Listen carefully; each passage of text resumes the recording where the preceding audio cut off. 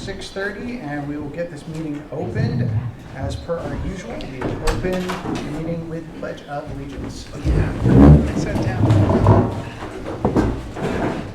I pledge allegiance to the flag of the United States of America and to the republic for which it stands, one nation, under God, indivisible, with liberty and justice for all.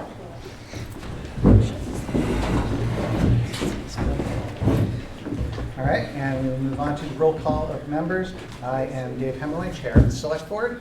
Marlo Herrick. Norman D. Blake. And so that will move us on to announcements and project status. Did we have any specific announcements for today? I don't have any announcements today. All right. You're lucky to hear.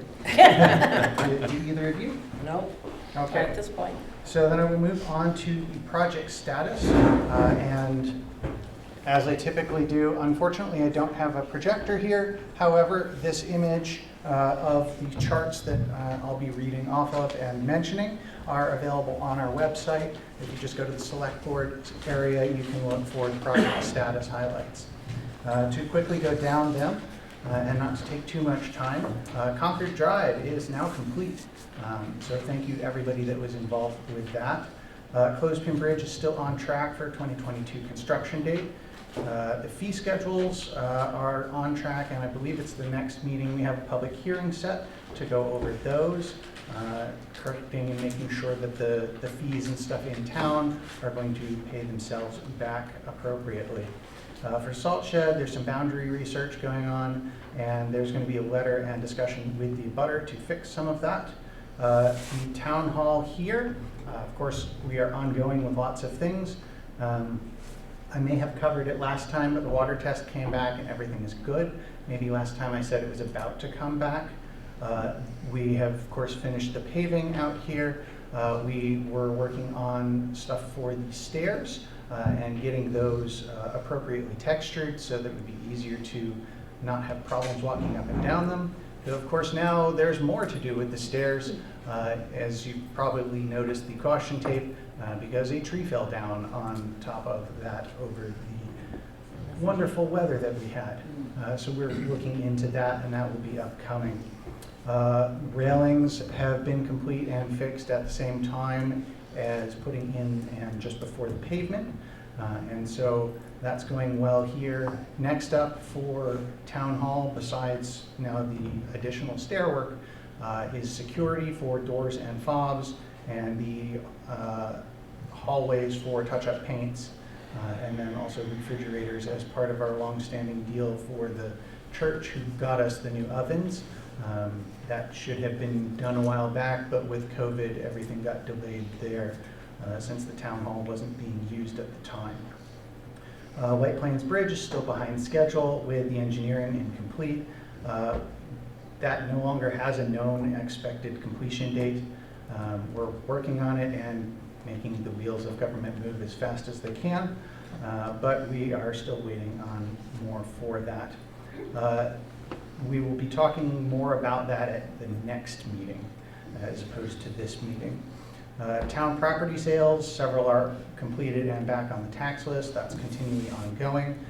Those that were recently deeded are in legal preparation to be able to go up to bid. That'll probably be happening in about 2 more months or so for that bid process going up. Deer Meadow Solar, a solar project, is still on schedule for 2023. We are waiting to receive further engineering in Q1 and then drafts of the MOU from Deer Meadow Solar. So at this point in time, the solar subcommittee is no longer meeting until that happens, but that is on schedule and expected. The wetlands ordinance is still in progress and scheduled for a 2022 town vote. Planning board is dealing with revisions and public hearings for that before that town vote. Contracts are in progress. We have 1 signed and 2 others in progress. Those are expected to be done by the end of the year. Records retention is in progress. We expect to have a policy that we can sign and put into place by town meeting. The committee is currently going through and revising draft policies and the retention processes that are involved. For policy review, that's us. We've gone through several of them in a couple different meetings. We have more board meetings that we have to go through before we're done with that. And then we will reaffirm and or update all of them as appropriate. And that will likely involve a public hearing, but we are not at that stage yet. For the budget, that's of course for 2022 town meeting, that's in progress and moving along well. Department meetings this month and probably next month as well. And the CIP committee is in progress. They have been meeting and we're expecting a complete report from them towards the end of December to put into that budget. So that is going to cover the major project statuses, which moves us on to appointments. The first appointment is Derby and Corliss for the Historical Society. Please come on up. Let's go, Derby. You get closer, you got the handouts. Do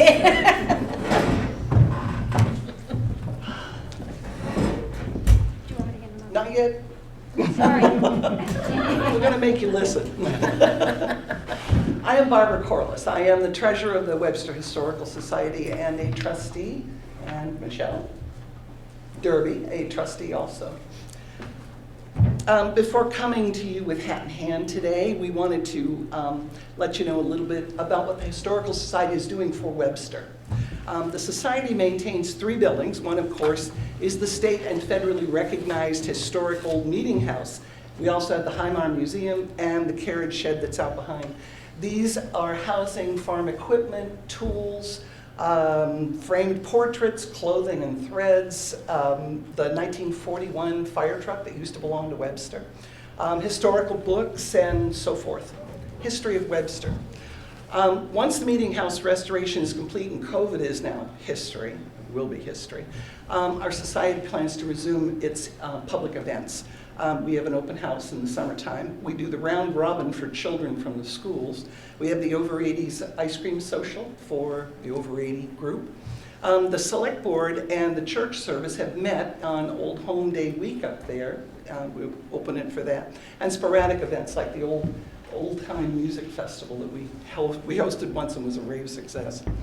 Our curator, CJ, back here, is currently organizing the collection into displays and interactive exhibits that focus on themes like our schools and fabrics and the king's trees and those things. So on top of all of that, Dot Bork has managed, she's our webmaster for the Webster Historical Society website called websterhistoricalsociety.org. That currently provides worldwide information and access to over 40 gigabytes of archived data.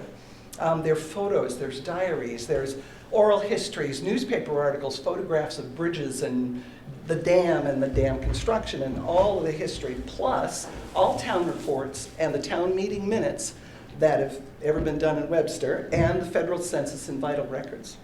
Vital statistics, I gotta be careful about that one, statistics. And this year, the Society opened or widened its focus to include our permanent residents in a second website called Webster-New Hampshire, or Webster-NH.net, which documents, at the moment, more than 12,000 people. These are the burials in our 4 cemeteries, the documented genealogy of those residents, our veterans, and it details their enlistment and what conflicts they were in. Historical people, like select people, town clerks, cabinet and clockmakers, inventors, authors, builders, school teachers. We're filling them all in as we find them in the records. And it also has all the graves that were moved from the old Meeting House Cemetery and where they were moved to. So reports from this website now, we now have one that will provide the Cemetery Commission with the list of veterans so that they can plant the appropriate flag, because there's a different one for each conflict that they could have been in each of our 4 cemeteries. It can also document, it already does document, our military history, which would include people that aren't even buried here, but were residents of Webster during the conflict. Most particularly at the moment is the Civil War. Above all of this, it'll help us publish the next 50-year town history. Charles Carlton Coffin wrote the history of Boscawen and Webster for the period of 1733 to 1878. Willis Buxton continued that on to 1933. The Webster Historical Committee wrote the history of Webster from 1933 to 1983, and the next edition is due in 2033, not quite 12 years from now. And we need to have all of this documentation to produce that book. Money was set aside in 1986 by the Webster Town History Committee. They gave $1,000, and it was voted and accepted by the townspeople at town meeting to take that $1,000 and put it in a trust fund for the next printing of the town history. Right now, actually as of 2021 report, there's $10,392.08 in there. So, we are here today to ask the Webster Select Board to establish an annual budget appropriation to help the Historical Society. The Society has requested help 3 times in the last 5 years while we were undergoing the restoration of the Meeting House. 2 times the warrant article amounts were increased by a floor motion at town meeting, and they were approved. This demonstrates that residents value the Historical Society and the work done. A small annual appropriation will ensure the work of collecting and sharing our community's history will continue and maintain the buildings and archives that house the collection. Preserving our history will also enable the Society to accurately write the next book of our lives. So here are the Society's financials. Here's the balance sheet. There's a list of repairs to the old Meeting House in Highmark. There's a net worth report and a project summary which details everything we've done for the restoration of the Meeting House. I'll add a little more detail while you look through these. As you can see, the Society operates very lean. It's an annual struggle to just pay the insurance and the utilities. We've already increased our insurance deductible to $2,500 and canceled the umbrella rider and the fire truck insurance, which was a separate policy, just to reduce our premiums. There is no paid staff, and nearly every member donates more than just their time. The old Meeting House restoration has been greatly benefited by a very involved member, Dr. James Garvin. Jim earned his PhD in American Studies from Boston University in 1975 and is currently an adjunct professor at Plymouth State. He has 24 years as New Hampshire State Architectural Historian, 11 years as a curator of the New Hampshire Historical Society, and at Portsmouth, I never pronounce that, Athenaeum, and curator of the Strawberry Bank Museum. Others have dedicated more time and money. Mike Wiltshire, one of my neighbors, rebuilt the stairs in the Highmar because Marge Blanchett fell through them. They rotted out. Ed Clowes, who's a member and an attorney, lives in Pennsylvania, guided us through moving a very poorly performing investment. Mark Kimball, a member here in Webster and a teacher at Merrimack Valley, paid for some of the grading and fill needed to divert water away from the Meeting House. Dot Bork, a member and our chairman, pays the fees to maintain the website websterhistoricalsociety.org. I, as a member and a treasurer, pay to maintain the website webster-nh.net. CJ Young, a member and our curator, paid her tuition and books for classes on museum curation. And there's more. The Society's sole income is from a trust left in 1968 by the will of Helen Blake. But the annual distributions from this are only enough to meet basic needs, like insurance and utilities, and no more. For 5 years now, the Society has tirelessly worked to fundraise to restore the Meeting House. And today, we have one last step to go. But that's only today. As with all historic buildings, somewhere in the future, there will be yet another effort at restoring the Meeting House. And the Meeting House is not the only thing the Society is responsible for. Shingles had to be replaced on the carriage shed after the windstorm this past March. Rotten joists have been found in the Highmar building, and that basement's water problems need a solution as well. So, to avoid repeating the same crisis of cycle of crisis funding we've recently endured, the Society needs to establish a reserve account to meet the cost of the next restoration or the next major building repair. To do that, we ask for an annual appropriation of $5,000 in the Webster budget for the Historical Society. This would cover the basic operating necessities of insurance and utilities. The annual Blake Fund distributions would be reserved exclusively for future restorations or major repairs. And the Society will continue its fundraising for all else. The events that we do, the routine building repairs, curator supplies, and other special needs that arise. The society will also gladly give the select board all documentation about how the money has been spent. So thank you for your consideration of your historical society, and I'm ready for your questions. So you're asking for $5,000? That's it. Annually. Annually. Yeah, each in- year. In the budget instead of an annual warrant article. Okay. Okay. I'll open up in a second. I know that we have some other items that are, for example, a gift from the town towards a organization, for example, the Webster Soccer. Right. Is Soccer. there anything special or interesting or different that we have to do if we were to consider this and add it into the budget versus the warrant articles? Versus what you do with the others? Mhm. No, there's nothing Okay. special. The others usually, I've invited them to come talk to you in January, so they can update you on their program and so they can tell you what the benefit is to the community, et cetera. But as far as from the board, if you choose to support it, you could put it on as a warrant article. Is there any special information that we need to collect from them before we're allowed to give to them out of the budget? Well, I think that you would have their financial information. I haven't really looked at this, but you would have that. I think that maybe you'd have a written request, kind of a summary, what Barbara just gave you, so that you could speak to it at town meeting, but I think that's what I would suggest. Okay. Easy enough. Other questions I from have the to, board? I have to thank you for this very nice document, because I know for years, they always were looking for money, but there was never a piece of paper until like a couple of years ago. Finally, somebody got in with the program. I'm a fan of open books. You're No, and getting this is everything I good, know. this is good, I think this is perfect. this is very good. Really, I'm really impressed, so, because that was the thing that bothered me, is that they just wanted money and we didn't know where it was going. Understandable, absolutely. So, but this is very good. Well, I wanted to make sure you understood what we were doing, because we don't, with COVID and everything else, the restoration and all that, you haven't been able to get in there, but things are still moving, and we've done an enormous amount of work. I think about 40 gigabytes of information in the archives. Did you show them those pictures? I did. Dot brought a couple of pictures we thought would be, one of them is you. You're in the archives. Oh, geez.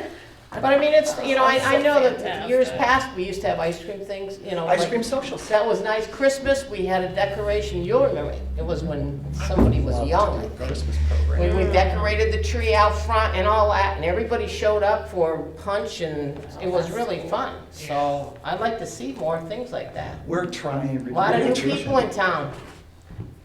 Yes. No, I guess I would like to, as learning more, even though I've lived here, for more years. Thank you, you guys. You really, history to me, especially in this town and Enjoy that. where I live, is huge. If you're a resident of Webster or you have people buried here, you're also going to get your genealogy for free. Oh, Oh, my dear. God. You know what my daughter is? Just as a point of reference, I know that in the library, they've been working on the significant people and getting recordings done. Is that something that the Historic Society is involved with, or We is that a library? donated money for them to buy that recorder, so yeah, we are involved in that. Okay. In fact, I'm not sure if Dot could address, we've got some oral histories and some old diaries. The Garish Farms did a fantastic job of documenting every day. So even some of the death records that I needed for the genealogy side of the history came out of old farm books. Today, John died, that type of Yeah. stuff. So I'm researching all of that, and the oral histories included. Did anybody ever find when we used to have, I remember years ago when I first moved into town, every month they would have a meeting, everybody could come and they'd have the old timers talking about transportation but they had it all on tape. And then somebody didn't know where they were, or they said the biggest thing was, well, we can't decipher it. But now with all the IT stuff and everything, I'm sure they could decipher anything. So I don't know if anybody has anything like that. Are they Dawn, do finding? we, yeah, May I answer that? Sure. We did find tapes. There were 30 tapes, 30 some odd tapes. Some of them were duplicates. I took the best copy of each of them and transcribed them. They are online. They are digitized. You can go out there to the archive and listen to them. In fact, that picture of you, Dee, is at one Thank of you. those sessions. Makes me really feel old to see those kids. My kids. Yes, your kids, 3 of your kids. Well, thank you, that's great, because I always wondered what, I hated to see those gone, the tapes, I'm glad somebody had them. Thank you. the Historical Society will keep it. Okay. And we do really thank all you volunteers. Really, it's awesome. The labor of love. And I'll piggyback on that as a giant to anyone that is in Webster. Towns, whether it's a historic society or the government portion, only run with volunteers.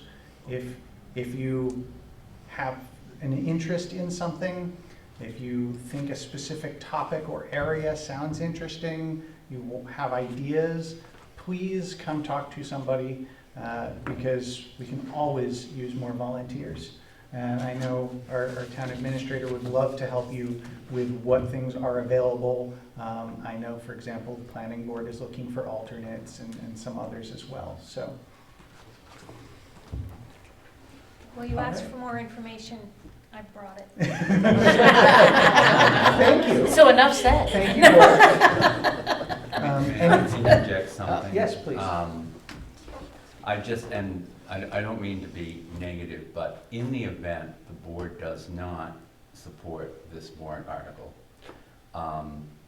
Michelle, you would be aware of when the petition articles are due in the warrant. So- I'm not saying anything, I'm just saying that people should be aware of that. Yeah, we need our Plan B. Yeah. Yes. Yeah, okay. So you'll give us a heads up then, if the board's not in support of it? Well, yeah, I guess when I know, I will. Yeah. All right. Any other questions? How many people on your committee for this? Which committee? The historical. Alberta's not here. I actually, there's 9 Roughly. trustees, but our membership is online. I couldn't tell you what the number is, but Alberta Snow is our vice president in charge of memberships, and she keeps up the roster, and Dot keeps it online. Oh, So good. you can see it there. So you have at least 9? Well, we have the trustees. We have a lot more than that, but. Oh, I'm sure. Okay. Excuse me, could we have about 75 that are Thank you. listed as active and dues paid. Wow, that's, But we have maybe 10 or 12 people who do anything. well, that's the way life is. Right. Yeah, I understand that. So the 10 or 12 are actually doing all the work. Oh, that's great. That's good. Well, I might add that we just had a meeting with the woman that runs the New Hampshire Preservation Alliance to see the restoration of the meeting house and the finish of the clapboard project. And she is on the Historical Society in the town of Bedford. And she was applauding that we had so many people involved. How much bigger Bedford is than Webster. And we have outdone them by a factor of 10. Wow, that's good. Well, you'll probably put We have a something in good the town. paper about it. Yeah, I'd Yes. love to, sure. I'm sorry? She'll put Well, something in the grapevine about it. That's right. Oh, excellent. Right? Actually, I was really hoping some of these wonderful stories I'm coming across, I'd love to do that. I'm gonna send them Absolutely. to I even came across the story, I was cleaning out my old desk, and I found a story, and I was ready to, think I'm gonna put it in the paper. It'll surprise, it's about when the dam, they wanted to, put water behind the dam, and it's very interesting. It was interesting, so. Did you know that there was actually an $8,000 payment made by a Maine power company 30 years before they built the Blackwater Dam? And they wanted to dam the Blackwater. And because of World War I, the whole thing went kaput, but the town of Webster kept the $8,000. And That was smart. they formed the old cemetery commission. And I don't know if the money's still on the books here or whatever, but for several years in some of these town histories, they tried to decide what to do with the money. And one of them was to put gravestones in the cemetery. And so the ones that I fussed over, like the Jacob Rice George that just says Rice George, his real name was Jacob, trying to figure out who are the 8 people buried in this lot that only has one headstone that says Rice George. So, but it was the town of Webster that paid for, both in Riverdale and at Courser Hill, well, no, they were at the old meeting house, and they moved it to Courser Hill. Yeah, paid for all of Oh, that. that's neat, that's neat. All right. Thanks. Do we have any other questions or comments from the No, board? but thank you very much, we Thank appreciate it. you. All right. And I know there were some questions out there. Oh, I'm sorry. Gonna let a couple questions come in here, so please. My name is Jennifer Buck, and I live on Deer Meadow Road in Webster and have for 27 years. And I don't mean this in any way to be negative or to rain on your parade here. I think you're doing, a wonderful job, et cetera. However, I agree with Dee in the fact that I would come to town meetings and you would ask for money and you had nothing to back yourselves up. So now you have a piece of paper that does not, from what I can see, look like a profit and loss statement, which would be what would be required by the state or anyone else running any sort of business, be it nonprofit or for-profit. I am assuming that you are registered with the state Yes, as a nonprofit organization, yes, and that a state keeps an eye on that, yes. making sure that you're spending your money. Yes, they what do. you say you are. What is the document you have to give to the state? It's about a 9 or 10-page annual report. All of those reports are on the Historic Society website that details who are our trustees, who is the president, the chairman of the board, all of the financial, I'm not worried about that, I'm worried All- about the finance. all the financials Taking are in money there. in, and you're taking money out. Yes. So they have to in some way show where the money is coming from Mhm. and where the money is being spent. It's And you in do there. that very easily on a profit and loss statement. I am just wondering if you would be able to produce one of those.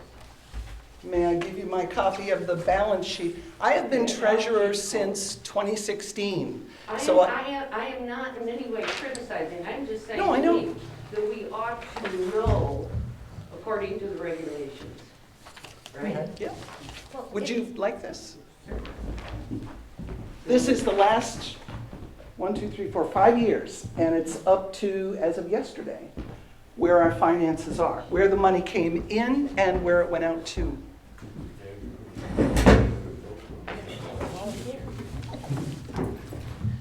All right. Thank you. Thank Any you. questions? Are there other questions? All right. Thank you very much. Thanks. Thank you, guys. That moves us along to our next appointment, which is Tara and John regarding the Walker Pond property.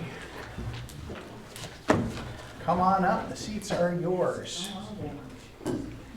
Now, I would like to start as they come on up here. We have, of course, had this topic on the agenda before, and so I would like to follow up briefly on some of the points that were brought up and requested to be looked into at the last meeting. So Dana, we've had questions that we were supposed to ask legal for both the notary and the attorney general. I believe there might have been one other that we were going to look into. Thanks for but- coming. Thank you. If you could please comment on what we got back from the attorney. Well, on the Attorney General, I believe the question was, could we bring this to the Attorney General to have him handle it? The attorney tells me that it would be very unusual, and this case went through the county attorney's office, not the Attorney General's, and he felt that if something more could have been done, it would have been done.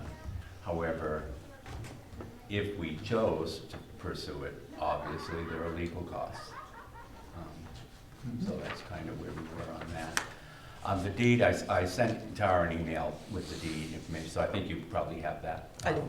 Which it did state on the deed that whose signatures were being notarized. Now I've forgotten the rest of what. Okay. So I believe that mainly covers those topics. The first thing that I will say is welcome back. The second thing is please make sure that you refrain from using names and also keep to factual based items, and please don't reiterate things that we have already heard. Okay, my first question is, why can't I use names on public, something that the townspeople partially own?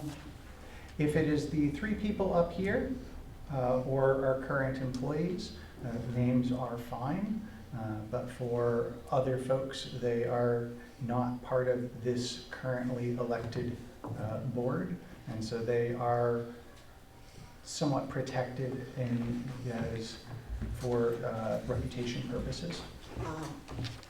Well, I'll get back to that, and I won't mention any names right now, yet. But, because I have information about that too. But I wanted to give you a couple of things. The first thing I wanted to talk about was the notary. It's under unlawful acts. The legislature has outlined a number of acts that notarial officers are specifically prohibited by statute from committing, including notarizing his or her own signature. You can't do it. I went to the Secretary of State. You can't do it. So I don't know if you want that. It's So you are correct that they can't notarize their own signature. correct. However, in the deed, she was not notarizing her own signature. She can't sign as a witness. That was actually brought through our legal counsel and several others, and yes, she can. Legally, she can. Well, I've brought it to the Secretary of State, who then brought it to the Attorney General. This is about her in particular. This is about the notary. Okay. It wasn't about any of the property transfers or anything. It was specifically about the notary. And, I mean, you're not allowed to notarize your own signature. She notarized the fact that she was the witness. You can't do that. The document very clearly states that she is notarizing the 3 select board members, not the witness. Prove it. We Can you will. please Part of the prove document. it? Because you can't. Pardon me?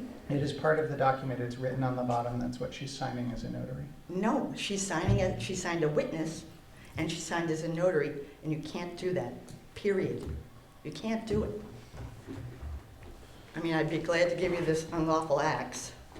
Oh, we have read that, and, Okay. and so have the attorneys. And then the second thing that I have, you had stated that you cannot, that the town didn't lose any money by selling that property. And yes, we did. We lost a lot of money. And I've got this for you from the New Hampshire Municipal, so you know exactly what I've got and what I'm talking about.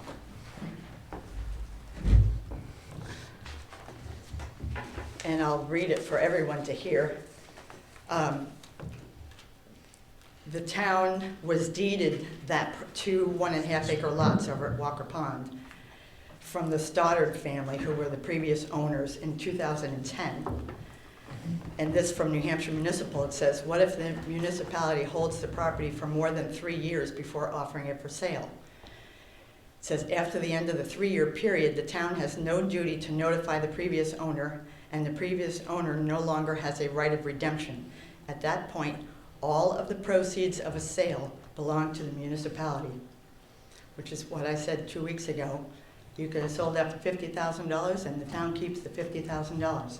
So selling it for $7,000 was not to the benefit of the town. So unfortunately, to address your point, unfortunately, I don't see on here a date that they wrote their article.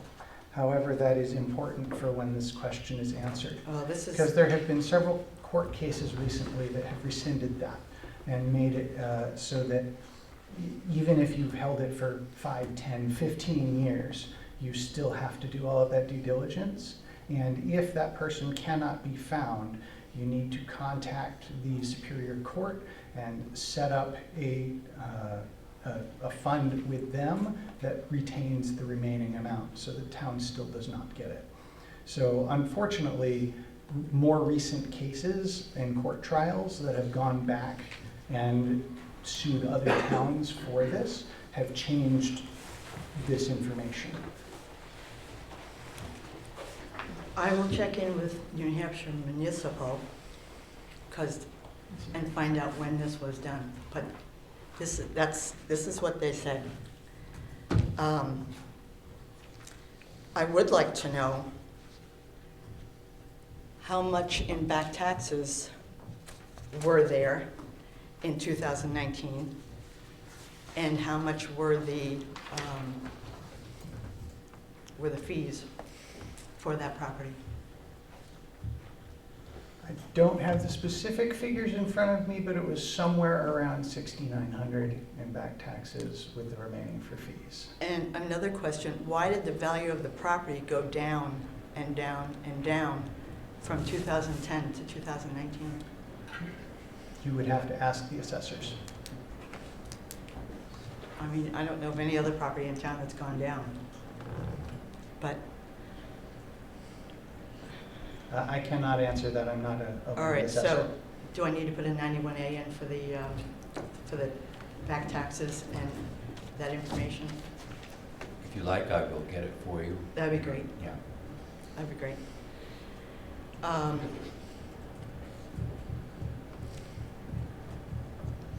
I'm pretty upset. I have something about minutes, about keeping minutes.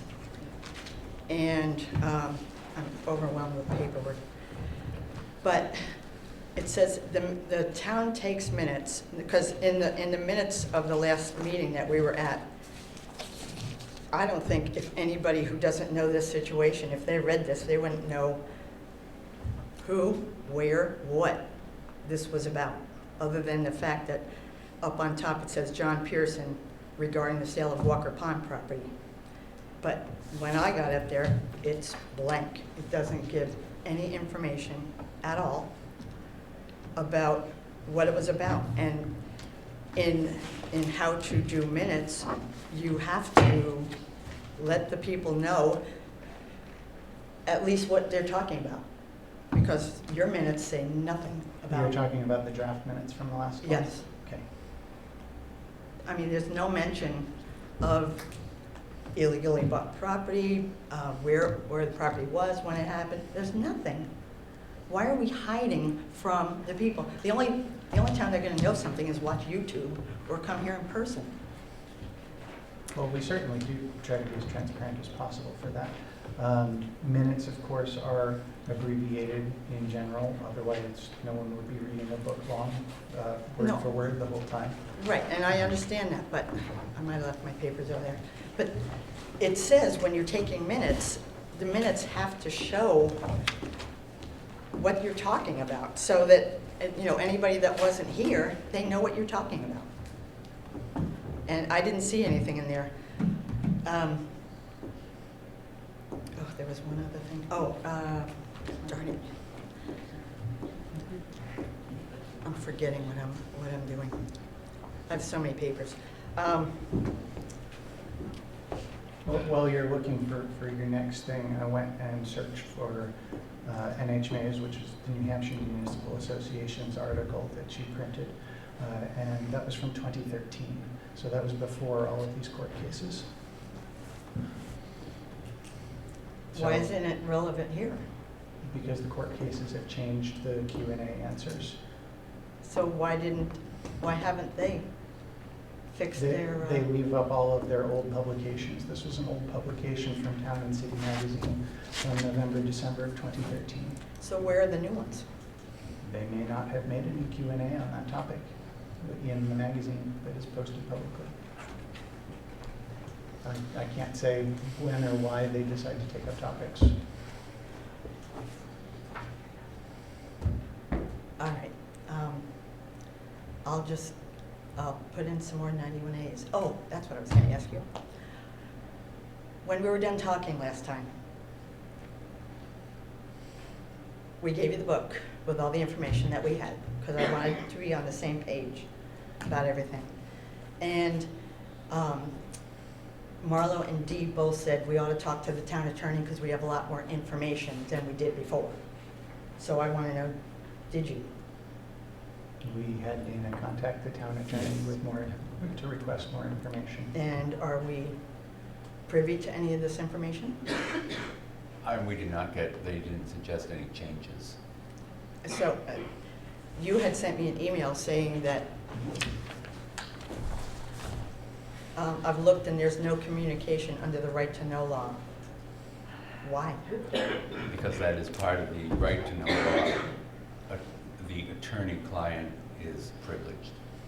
And the client is the town? Yes. But Select it's- board, actually. It's for public property. That's what the law says. Everything is so well hidden here. So we'll keep on going. John, did you have anything to say? Yes, I do. Okay. I leave it up to you. Oh, no, I'm sorry, there's one more thing. You kept saying that the treasurer had to step down. Well, I looked up step down as compared to resign, and step down has a connotation of an amicable parting with the possibility of a continuing relationship. The word resign is often used when employee parts employer over some disagreement or other negative cause.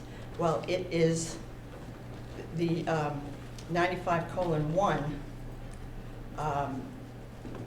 states if you are found guilty that you are required to, you're removed from your position. So please don't say he stepped down, because it wasn't an amicable, it wasn't something he wanted. Resigned prior to any, he resigned prior to the court verdict.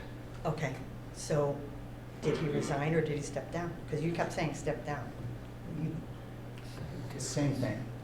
Not Whether according to he this. is stepping down or resigning, that is an act that he has done, stating that he is no longer going to be in that position. Okay.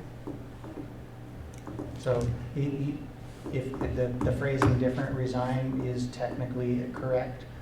Most people would use either one interchangeably, but that's fine, we can say resign. Okay, because one of the other, on that 95:1, is removal and then not allowed to hold any other position in town government. So just want to make sure we're on the same page. Thank you. Right before you stepped down, I brought up the draft minutes listed.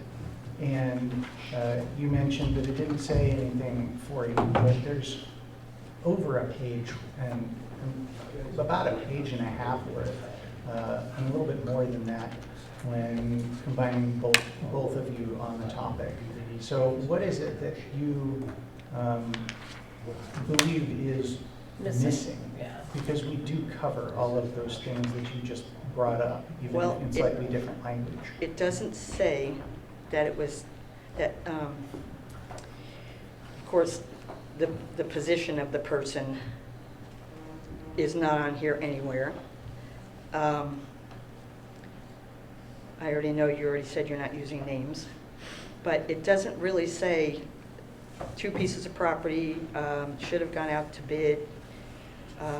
It doesn't say what the property is when I spoke. It says it when John spoke, but not when I spoke, and we're 2 different people. You mean because it doesn't list like the tax map number and stuff, is that what you're talking about? It doesn't, correct. Because I was thinking the same thing Dave was saying. Yeah, it mentions nothing about what we were talking about. It's completely blank. Okay. And then it just talked about a policy that was going to be reviewed and. All right, you wanted to say something? Yeah, I just want to say, I wrote for the Concord Monitor. I've written, my whole life's been writing, and so like my own paper for 35, 11 with the Monitor, Franklin. We have really good notes compared to some of these other towns. I mean, Oh, I they're understand. detailed, there are a lot of places you wouldn't even see these kind of notes, believe me. No, I So- understand that. So we're lucky technically, they don't have to be so detailed. And most towns don't even do that, it's basics. So I just wanted to say, after all these years, these are the most detailed notes, and I thank Russ for what they've done and how they do their notes. And I do too, because the previous minutes of years past, some of them, they were pretty short and sweet. But like I said, there's nothing on here to tell anybody the map, map and lot.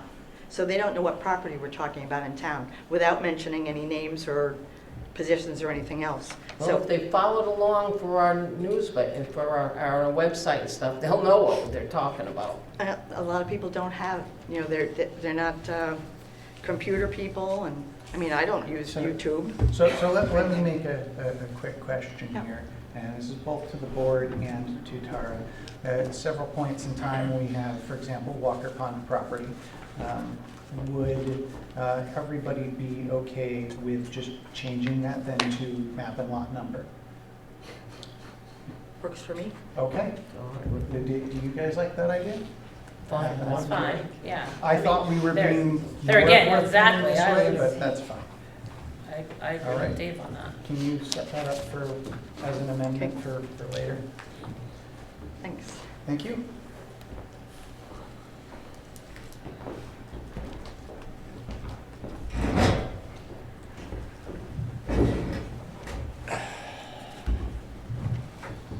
John Pearson. It's my belief that you folks are elected as employees of the town of Webster to work for the voters of this town. You work for us. The town attorney is paid by our tax dollars. We have a right to know of what's happening here in this town. I believe that we have a right to know of the conversation between the town attorney and you folks, our selectmen. Do you selectmen have something to hide? Have you done something wrong with the town attorney in this dealing? What do you have to hide?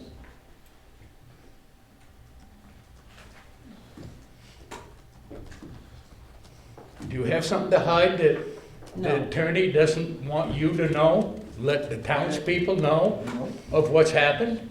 There is nothing to hide, but there also aren't going to be documents, for example, what you're looking for a transcript of a in-person or phone call meeting. They All I just ask- don't exist to give you. All I asked for is the explanation of why you went into closed session. You said you went under closed session, under advisement of the town attorney. And I asked Which closed session? Yeah, I was gonna say, which one are you talking about? for the oath of office.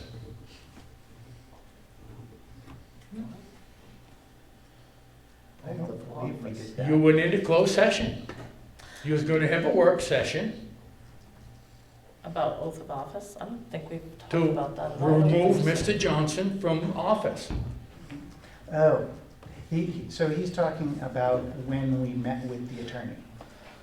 And we talked and about whenever the you- whole We situation, talked though, about the right? whole Yeah. situation and everything else and the legal processes. And you said you went under advisement of the town attorney, you went into closed session. You are supposed to go into closed session whenever discussing legal matters, especially with your town's legal counsel. Everything was public information that I discussed. That does not change the facts. That's specifically why the RSA 91s exist for example, reputation, for contracts, for legal advice, etc. It's specifically listed there, and we are supposed to use it, and we used it appropriately as we are supposed to. So I don't understand why I couldn't get that information that the town attorney advised you to go to closed session. I don't understand why I couldn't get that. I mean, honestly, I wouldn't do anything in closed session, but we're told what to do from the town attorney so that we don't get the town into what I would call hot water. Maybe that's not the right Well, word. fine. Give me the paperwork from the town I- attorney telling you need to You'd do have to it. answer that because we're just do what we're told to do. And then the transparentness of what Dave reiterated to the reason we even came to the decision that we came to was based upon what the attorney told us. And it all comes down to what the money would be spent to look on things that we weren't part of and we didn't make the decision when there may not even be a problem at hand. I know you and a lot of people believe there is a problem. We can't fix the past necessarily. Well, I disagree with that too. You do have Right. the power to fix the past. Okay, well, there again, So to everybody's point on your question, I will leave it with that following specific procedures that are general and should be used and are best practice and part of NHMA's training and part of legal advice for every town is using that legal counsel non-public session. And that's specifically what we did, how we did it, and we came out and told you what we came away from with the attorney. So we were extremely transparent in saying exactly what we got, why we got it, and why we were doing what we did. Well, maybe you are, but you're not answering my direct question of why I can't get that letter from the town attorney. Because there's no letter, we talked to him in person. No notes, no nothing, it just was a personal contact. Well, that ain't just what I understood. It was myself, what I heard that you discussed with Tara, but we'll move on.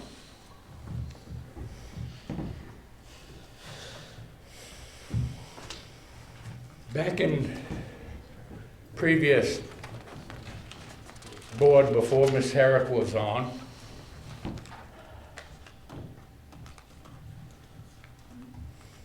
Chris Shadler brought up a motion I thought Excuse we me. were during, supposed to during make a, Please don't use names. this was, We're not using names. this, We've just been instructed. excuse me, No. please.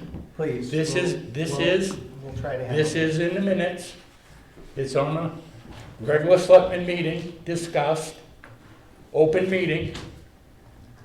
It's on record, so I don't understand why I can't use names. It was mentioned right in the selectmen meeting. If you are quoting the minutes, you may quote the minutes. Yes, it's right in the selectmen meeting. Okay. And she was a selectman at the time. You was at that selectmen meeting and Dee was at that selectmen meeting. Okay. She made a motion to remove Bruce Johnson's name from all records on this transaction of the land sale. You and Dee both said, no, we cannot do that. And you guys continued to keep his name in all minutes. But now, you want to keep his name out of all minutes. Can you explain that to me now? Yes. Why did you keep his name in before, At the time, he but was. now you want to remove his name? I'm trying to answer you. I can't understand that. At the time, he was a publicly elected official. And as such, it is appropriate that his name is part of the public and recorded instances. At this point in time, he is not currently a publicly elected official. And so he is a townsperson with a reputation, and we are not to be trying to mention and bring that up. There's a very big difference between townsperson and elected official. No, you answered my question.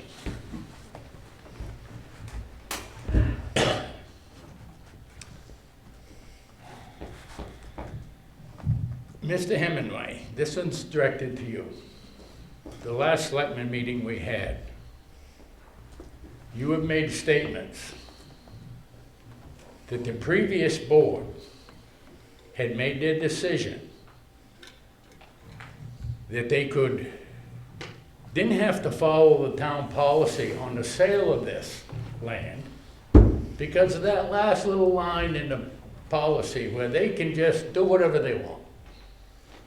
And they don't have to follow the town policy. So because of that little clause at the end of the town policy, that you feel that they did everything in the best interest of the town and did nothing wrong.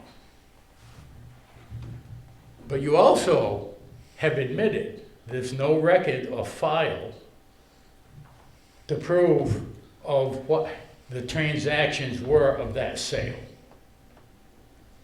So how can you prove to me that they have done everything right for the best interest of this town when there's been so many things brought up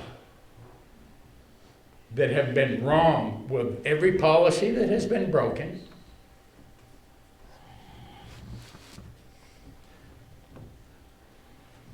Selectmen have been voting not to sell that land and then turn around and sell it. So how can you tell me that them selectmen did everything for the best interest of this town when you can't really prove what they had in their mind? Okay, so I'll go ahead and try to address these. That you assume, maybe I'll miss a certain that you part of it. assume that they did everything for the best So- interest. So when you're looking at something in the past, such as this, and especially when you were looking at it from a legal standpoint, here's what the policy says, here's how you can legally enforce or go after for a policy. Because of that last line, even if nothing was followed, even if it wasn't in the best interest of the town at the time, Yeah? that policy would not be what they were violating because of the way that that policy is written. I'm not saying that they were doing it wrong or right, but because of that last line, legally, you would not be able to use that policy to go after somebody. That was the point for that portion of it. As far as best interest of the town, there were a few things that I mentioned that would have been seen as the best interest of the town at the time. One of which was financials, because of the way that it was done. It was for the maximum amount that the town would be able to keep. And so it would have been seen as being financially the best interest of the town. Also, the board at the time voted specifically to do this. And the board is supposed to act in the best interest of the town. And so, barring any proof or statement that they specifically were trying to do something else, we have to go by that they were doing what they thought was the best interest of the town at the time. You and I, anybody else, may or may not agree that that was in the best interest of the town. But at the time, the people that were making the decisions did believe that it was in the best interest of the town.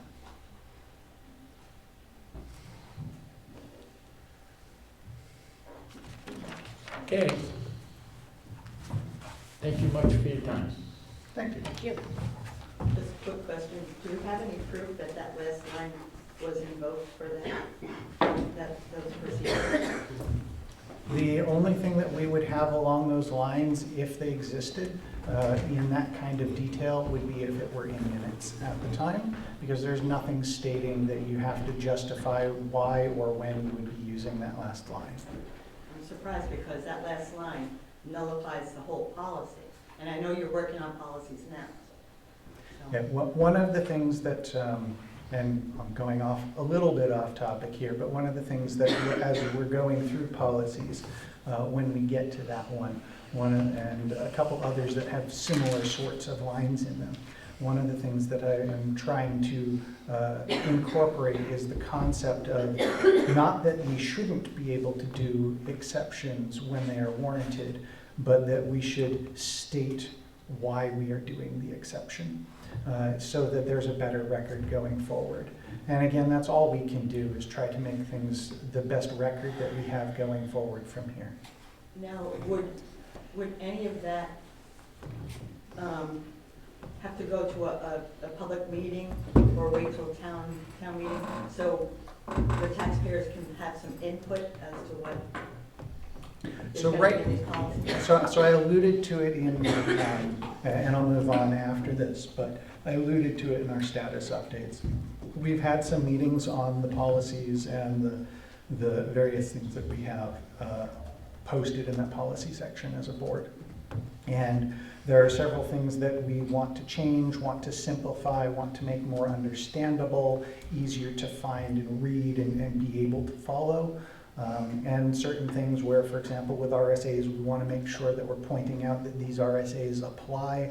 So it's not just the policy, it's also go here for guidance. And there's a lot of those things that we want to do.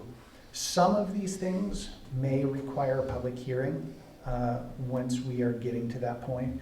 Some of the things we will just be reaffirming, which does not require any sort of public hearing. We are not at that point yet, and so as I mentioned in this status update, when we get to that point, then we'll hold any appropriate public hearings for that. Okay, thank you. Yes. I commend you guys for doing a job and through all this. I can't hear It's you. taken up a half an hour. Sorry? If you can't can hear speak you. up a little, Oh, she's not sorry. quite hearing I you. got a bad cold, Oh, God. and I'm wearing a mask. I said I commend you guys for handling all this, because it's been going on for an awfully long time, and it seems to be extremely repetitive. And you have proven, beyond a reasonable doubt, in my opinion, that, you know, you have done everything possible, you have done within your power, and et cetera. My question to these two people here is, how long are you going to, how much more time you're going to put into this file? I'm going to go ahead and stop both of you there. I just was curious. Thank you for the comment, but I don't want to have back and forths happening in the middle of the meeting. But thank you for the comments and thank you for the research and presentation. Are there any other comments on this before I move on? Okay, seeing none, I'll move on to the next of our appointments, which is the department head reports. Come on up, Chief. We do have our chief here. We often have our other chief and road agent here, and he is on a well-deserved vacation this week. So we do have a statement that can be read from him. Do you want to start, Chief, since you're here? So, thank God last month was fairly quiet, which makes me really happy. Budget-wise, we're right on track. Actually, we're going to be way under in our budget. We have $72,344.57 remaining of a $296,430 budget. This equates to, we have 24.41% remaining in our budget. Between the 1st and the 31st of October, we had 52 motor vehicle stops, which resulted in 9 summonses and fines totaling $874.20. We had 59 calls for services. I'll give you a rundown of some of them, and it seems to be repetitive because we do these, mostly these calls are on a weekly or a monthly basis anyway. Domestic violence petitions, we serve them all the time. Motor vehicle complaints, all the time. Motor vehicle accidents, residential burglary alarms, all the time. Suspicious activity, sex offender registrations, every 2 weeks, just about. Suspicious vehicle complaints, property checks on houses. Anybody that needs their house checked because they're going to be leaving, by all means, please contact us so we can check your property where you're going. We do a number of those. Assist the fire department, we had 7 assists to the fire department, so they had a fairly quiet month too, which was really good. Citizen welfare checks, assist other agencies, a number of animal complaints, one, I think they're gonna post a picture of some poor dog we found that had about 500 quills in his face. We took to the vets.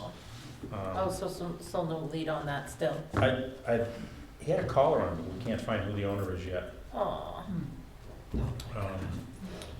Lost property was turned in, and request for police information, and disturbance calls were most of the calls for the month. But other than that, it was a fairly quiet month compared to what September was. The only thing I'll bring up right now is that it looks like we may be losing an officer. He will be taking a job with another department for a number of reasons, but not any reasons for the town. He was really happy here, but I'll inform the board everything on that. That's all I have. Any questions from anybody? I'll actually ask one question because you brought it up with the complaints.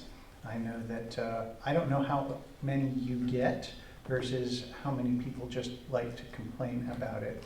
But could you clarify what and how, for example, a noise complaint or a disturbance complaint would We had happen, three and what noise qualifies? complaints that I proofread over the course of the last few weeks. One was shots fired, another one was loud music, and the third one was four-wheelers. But we caught two of the three complaints we found. The third one, we didn't get an outcome on it. That was the squealing of tires and noise complaint for that. But we did find the gunshots, so hopefully that won't happen again.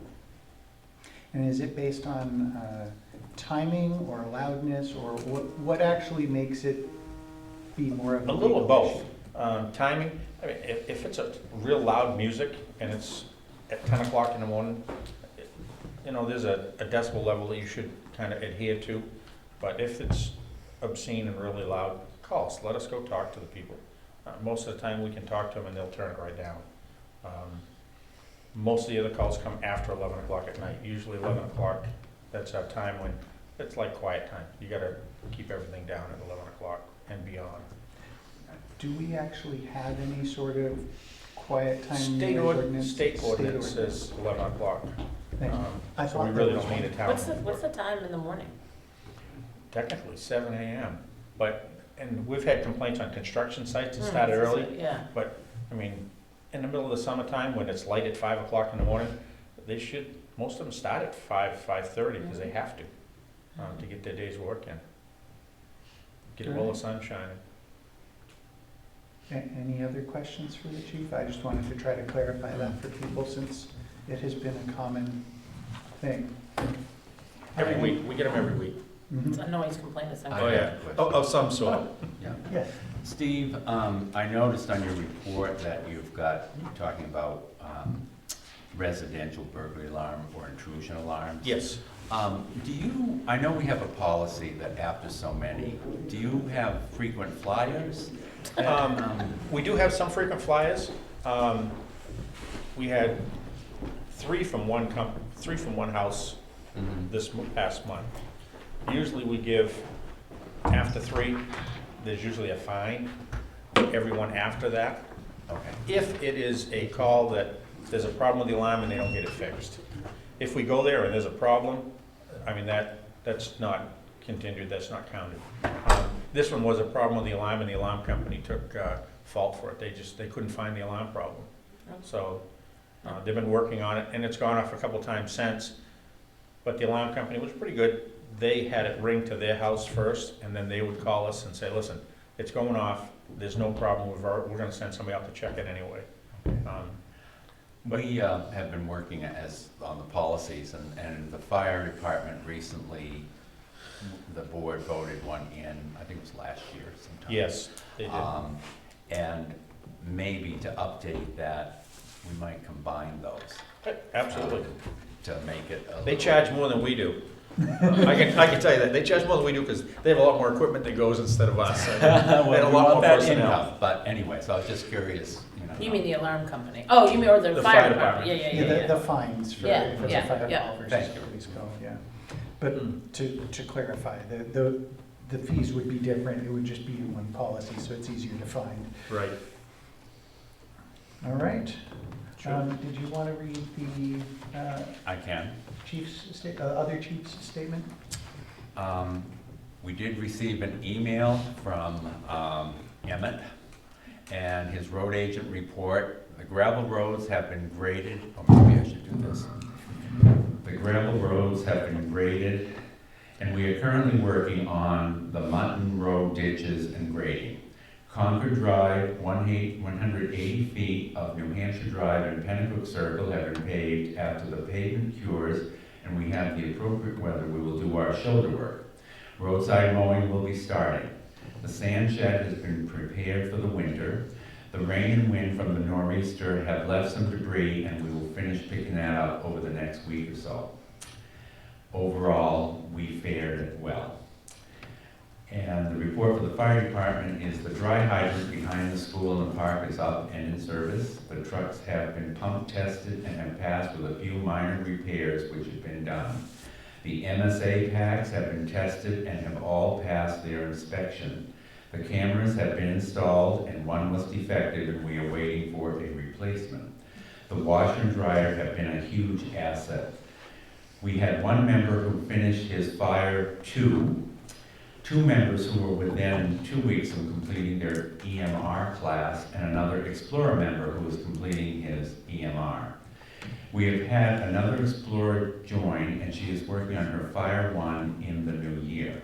The Captain Sindel Donahue Training Fund is responsible for paying for 3 of the members taking classes. As always, thank you for support, Emmett B. Thank you. And did you have anything for town or other items for department heads? I think that you had alluded to the tree that fell on the steps, that we had to add that to our thing. And we also did receive a quote from the company that installed the cameras regarding the security for the building, which I would like to talk to the board about at some point, and how far we want to go. The quote was for $6,200. Okay. Any other questions or comments for department heads? Any questions or comments? I have a comment. Yes. I think the paving looks great. It does. Hey, I That's do have a really, question. really So- looks nice. So if, with, one of the officer leaving, what will that mean to your office? Because he's probably giving 2 weeks, I'm assuming. I assume he'll give us 2 weeks. I'm pretty sure he will. You It's just gonna make hired the part-time guy, right? Yes. It's gonna be difficult for us because it's gonna be hard to replace him. We can't compete with what the other towns are at. I mean, some of the towns are offering a $10,000 sign-on bonus. And like I mentioned, there's a certain small town that's just a little bit bigger than us. They're starting people with 3 years' experience at $70,000. We can't even come close to that. So it's gonna be hard to find somebody that's willing to take that. And if we hire a brand-new person, uncertified, it's almost a full year before they're capable of being on their own on the road. Otherwise, they have to ride with somebody. Well, you have 18 weeks of the academy, you have 12 weeks of training in-house. By the time you get done all that, it's gonna be almost a year by the time we're done everything. And when we do something like that, is there some kind of contract that they sign, that they have to stay here a certain amount of time? We've always tried to get them to sign a 3-year contract. Yeah, Some sign, some don't. yeah. But a 3-year contract is not much to ask for. And the person that was here, we asked him to stay 3 years, and he's done that. Yep. So that's good. And then if, let's say, we can't find somebody, let's just say, so we're all looking for help, or everybody, what's your plan for, will we back down the hours, or how does that work? I want to keep as many extension hours as I can, and if we get time tonight, we can I discussed that, that's, Okay, some of it's personnel, some of it's money. yep. Um, I just didn't know how it all kind of worked.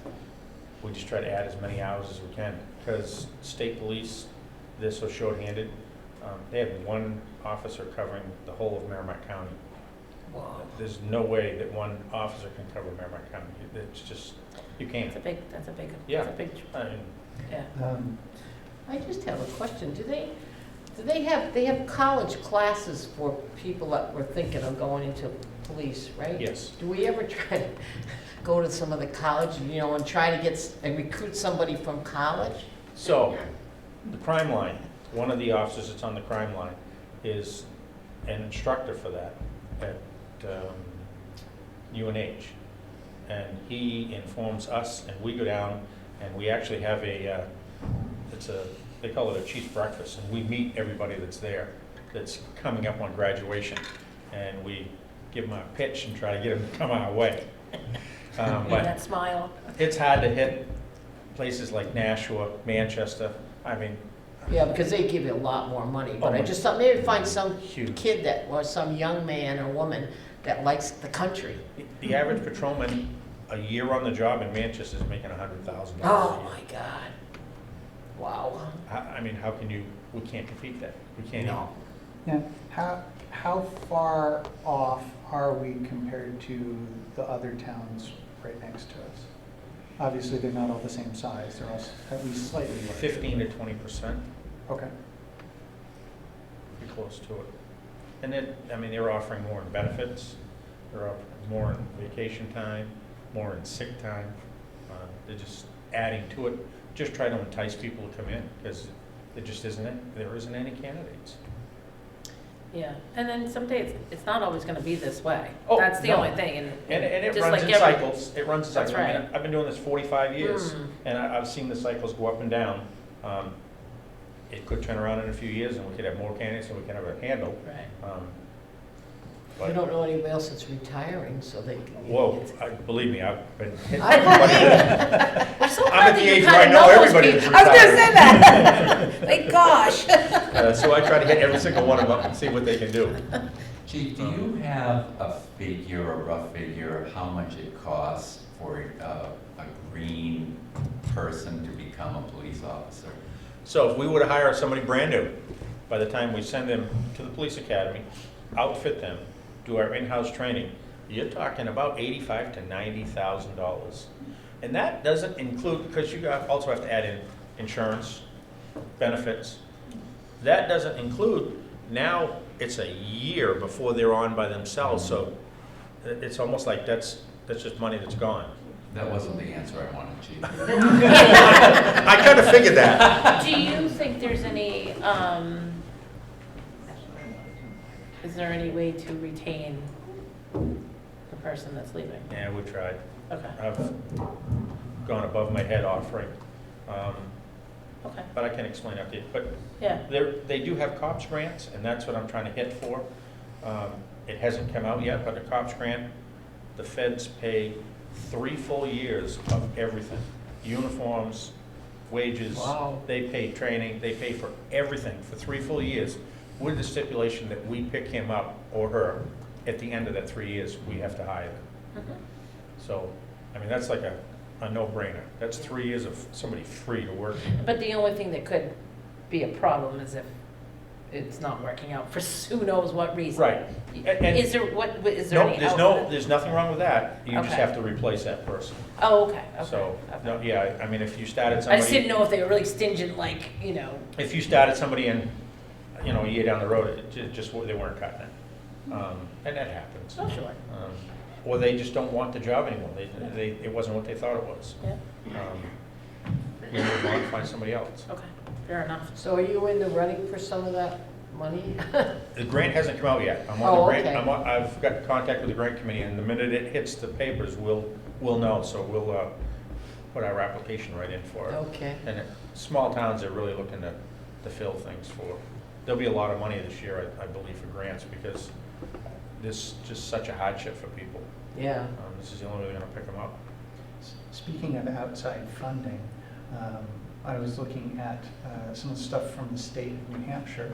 And they were specifically looking at, of course, the commission and everything else, and fairness of the leasing, et cetera. And as a mandate for the state, but then it also looks like it's available to fund for towns such as ours, things such as dash and body cams. Yep. How are we on looking at that at this point? I know you've mentioned an interest in it before. So the Chiefs Association will send out, they send out letters all the time and notifications when those grants are available. They haven't come out yet. State Police is actually funding their own, and then they're gonna go for the reimbursement afterwards. It'd be nice, but it's an awful lot of money to get up front and then pray that you get the funding afterwards. I'd rather, let's get the funding to come in, and then Okay, so it was in the bills, but it hasn't actually hasn't passed materialized yet. yet.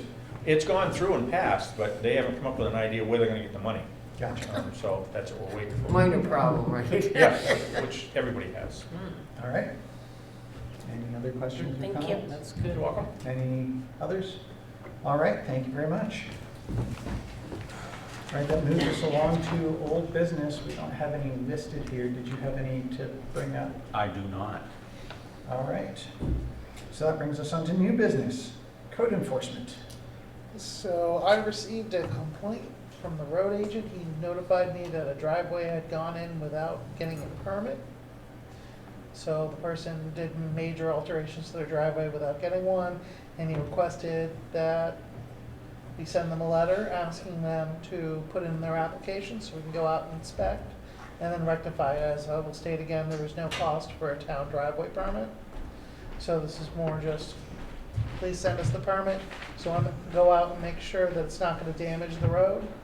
And then once we've done that, it should be all set. But as it is an enforcement action, it requires the board's signature. And just for clarification, though, it's And you the can same- read the letter, so it states. So it's the same either way for an application, but is this a new driveway or is this a? So it's a change previously driveway? existing driveway that somebody upgraded to pave Okay. it. Like that color. And we need to make sure that the drainage is set, and talk to Emmett a little bit about Okay. why we have this requirement. Is there a way to make that a little bit more clear? Because I'm not even sure that, Well, we try to notify the paving companies that come in. okay. And we have Because you know some- what I mean, if somebody came and said, hey, I'm gonna pave your driveway, because a lot of times it's a quick decision, because they might be in the area, they love to knock on your Yeah, door. this is so- what is the situation. We had to go and do, I think, 3 driveways after the fact. Because of that exact reason, a paving company goes, we'll do it for this, and then they went and did it. And we've told the paving company before that they need a permit. And once again, it doesn't cost any money, so a member for the planning board and Emmett went out to the people with their driveways and just asked them to fill out the forms and.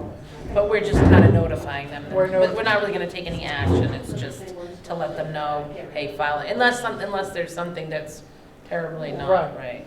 And then Emmett makes that We decision. go to, I would come back to the board if there was something else to be done. Okay, Yeah, for example, if it starts draining into the road and then there's a whole bunch of ice that's at the end of the yeah. driveway. No, I understand that part of it, I just didn't know what our next, how it all worked exactly. Well, it depends on the response. Well, there again, granted, what do they call that? You can't just say, oh, I didn't know. There's something to be said for that. But with that being said, in a sense of paving something, a lot of times, Right, that actually helps what we with try to washing do of. is remedy the situation Right, without asking. thank you. That's what I was trying to say, yes. And the other thing Dave wanted me to ask about is because the code enforcement budget's fairly simple, so he asked that we discuss that briefly. And I'm suggesting for the code enforcement budget, we keep it the same for next year, because we had added a little additional money to To the fees. account for the new code enforcement Yeah. officer and the new position. But since that position didn't take effect until almost the end of the summer, we figured we really didn't get a good idea of how much we were gonna spend in the whole year. How much is it? Budget? I don't know off the top of my head. Okay. I didn't know if I should know that. I was asked right before the meeting to go over this. I can probably pull it up if you give me a second. I probably can tell you as well. Yes, get your book out, would you? The keepers of the bucket. But, and you came up with the, how did we come up with the number to begin So with? they added a little bit last year, I think. I don't know the exact figure to account for the new position, but we had thought it was gonna move quicker than it ended up moving. So then there was enough money left over. So when you came up with the, or whoever came up with the number, just the average of what somebody like that would cost for the year? Well, it's based on, we added more to the code, we already had a budget line for building inspectors. Okay. So we added a little bit more to account for the new code enforcement position, and It's like I said, $3,000. Oh, Yeah. okay. so it's not a ton of money. That's what I We're just asking to keep it the same. And I think, Because the fees cover most of him. yeah, and Okay. I think we've used 2,400, something like that, off the top of my head, so far this year. Yeah, at the start of last month, it was just under 2,000, so. Yeah. All right. So that would be the request from for the code enforcement portion. So is that the request for the budget, is you're going to put in $3,000 for the code, for Yeah, that the line? request was for them to keep it the same. Okay, thank you. Did we have any comments, questions on code enforcement? All right, thank you. Thank you for coming. Thank you. Yeah. All right, that moves us on Feel to better. the fun one, Thank you. setting of the tax I rate. just want to tell you briefly, rein me in anytime. You know, I just don't feel, Mhm. and I get mad easy when I don't feel well. Well, So rein thank me you. in Well, anytime. feel better. Say, Jennifer, shut up and sit down. Well, we hope you feel better. Yes. All right, so the fun one, setting of the tax rate. Right, this is my favorite project, and I know that you would agree. So the tax rate, we have come up, I have changed something in setting up the tax rate. Last year and the year before, we had put $25,000 in the overlay. And the overlay is used for if you're expecting abatements. In other words, if you had something, especially a year, if back in the day when towns would revalue the whole town, there'd be several adjustments, so you would have a higher overlay to cover that. A few years ago, we had a case with the utilities, and so there was some reserve for that.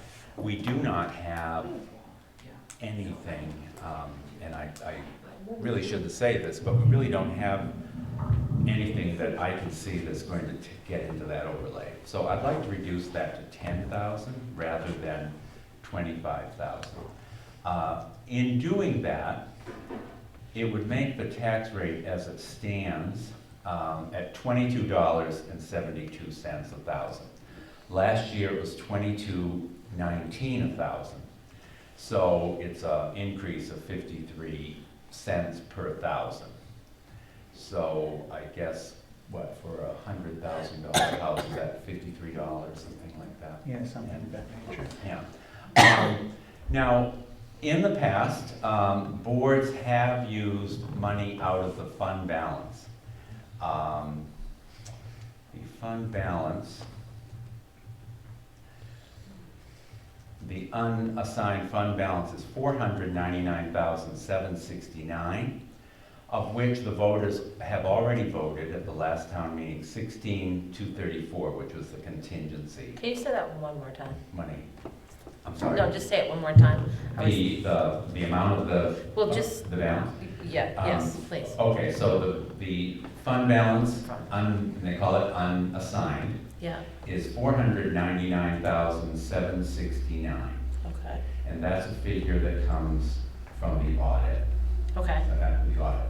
Of that amount, 16,234 was voted on last year as a contingency for the town. So you need to subtract that because we've already obligated that to something else. So we have fund balance of 483,535. The DRA recommends that you hold between 5 and 17% of your fund balance to cover emergencies. I don't know where they come up with that figure. At the moment, if you do nothing as far as taking any further money out of the fund balance, we've got just under 8%, 7.98%. the money that they're talking about, what they base it on is the annual town budget, the annual county budget, and the local school obligation, which is where they come up with how they do the percentage. I guess what it boils down to, what I need the board to tell me what their pleasure is would you like to withdraw? The only time you can get into the fund balance is if the voters vote for it at town meeting, as they did with the contingency fund, or Which the is board that can use 16 it. that they voted on to Yeah. take from the fund balance. Right, Yeah. Okay. right. Or you can use it to offset the tax rate. And the contingency fund goes back to that balance if we don't use it. Okay. Right. That's quite a name, fund balance. Fund. It's not a fund balance. No. How much would it take to bring the town tax rate to the same rate that it was previously? Okay. And what percentage would that bring us down to? Bear with me. I have this wonderful little tool from the DRA.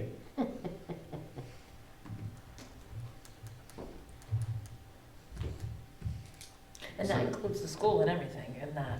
Yes. Because I thought we were Well, waiting to get their numbers. Yeah, so the overall tax rate, which is what he's saying. Okay, right, because is it's a school All rate, of that's those have now right. gone into the DRA and come Gotcha. to him. Okay. I'm asking specifically about the town portion, Yep. because I know that's a little bit up from previous, because we Yeah. offset a lot. The 22, I should mention this first. The 2272, obviously the town is the one that you're dealing with, the 643 per thousand. Last year was 611. All right, so we're going to tell my assistant here to calculate. And the down motion, please. And, and if you were to use 90,000 of the fund balance, the rate would drop to 2234. It would give you a percentage of 6.5. Well, how does that compare for the town's portion to the previous year? As far as the town rate, Mhm. it would make the town rate $6.05, rather last year was 611. And how much would that, what percentage would that leave us in the fund balance? 6.5, And DRA recommends 5 to 17. between 5 and 17.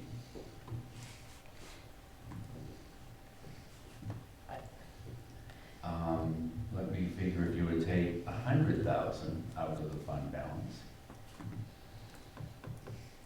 you're now down to 6.3% of fund being retained. And the town portion would be $6 even, the total would be $22.29, or about 10 cents from last year for all. What is the risk of taking out the 100 out of the fund balance? So Please. when you take out of, so the reason for having a percentage left over Yeah. is, for example, when we start the new year, we're on the new budget. Mm-hmm.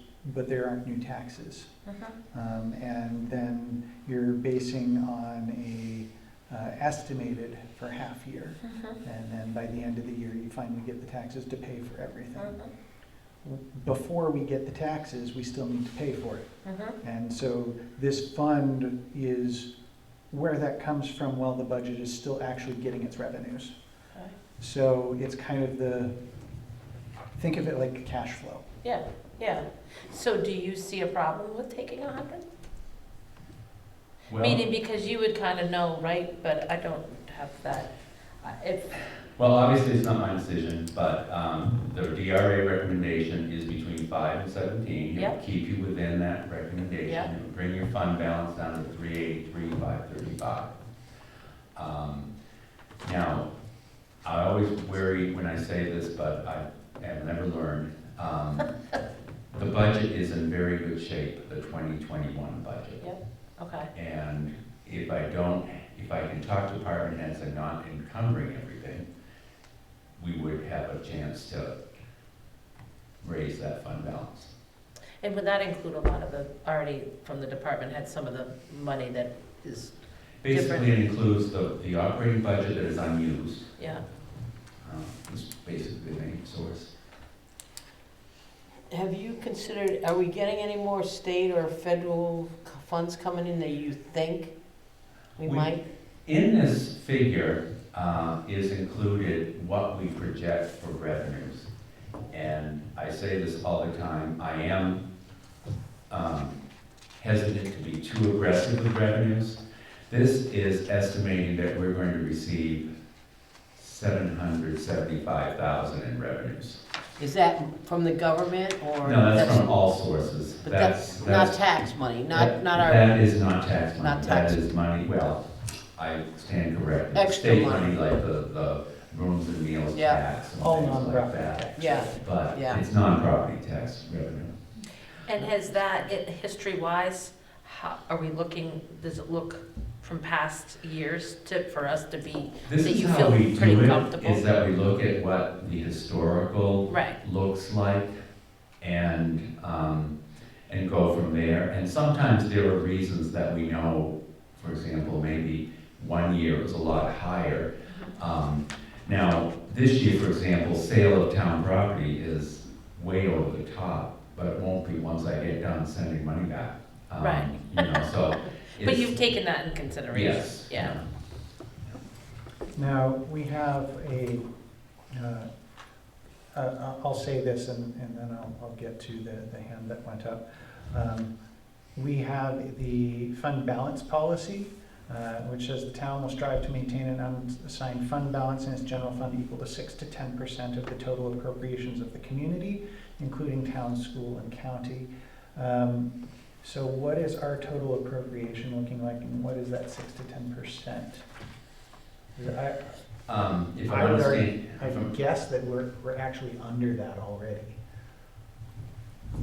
I'm sorry, Dave, explain that once more. I think Yeah. I've misunderstood your question. So total appropriations, so the total tax bill for the town, the school, and county. Okay. And then looking at, I guess, what 6% is, because that's kind of the floor that we're aiming for. Right. So the total appropriations, Because I have our towns one, which is the town budget, that's the small one. the total appropriations is $5,240,800 and no cents. Municipal with the operating budget plus the warrant articles, $1,419,713. County is $672,232. Local education, $2,728,413. And then state, which comes from the state, $419,660. So $5,240,18. Okay, so 5 million. And of course, our percentages does not, we don't have to add that 419,660 in that, because that comes from the state. The methodology is when people pay their taxes, basically, we're holding the money Right. that we are going to have to send to the school and send to the county. So if people don't pay us, we're holding the bag for that. We still have to pay. But people are pretty good, I think, in this town. We've had a very, very good, I think we are. The We're rate lucky. is extremely, Yeah, we've as done far as very well. delinquency. Yeah. So what was that top line figure? 'Cause I'm sorry, the put in municipal 6%. figure? The No, municipal- the total appropriations for each for the town, like The what five, we get 5 for- million. Yeah, and for everything, $5,240,018.